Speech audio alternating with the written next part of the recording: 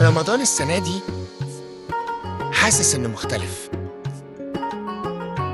كل سنة بتعدي وكتير من الأيام بتروح من غير ما نحس، بس السنة دي حسيت إن في حاجة بتناديني، ومن هنا قررت في رمضان السنة دي أعمل حاجات صغيرة بس هتفرق.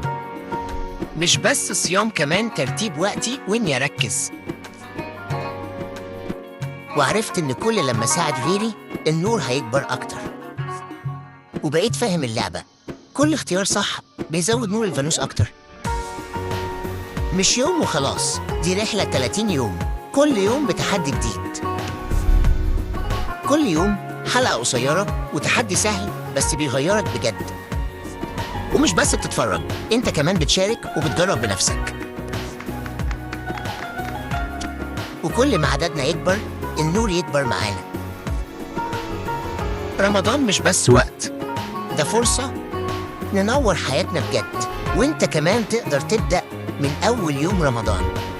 كل خطوة صغيرة هتعمل فرق كبير.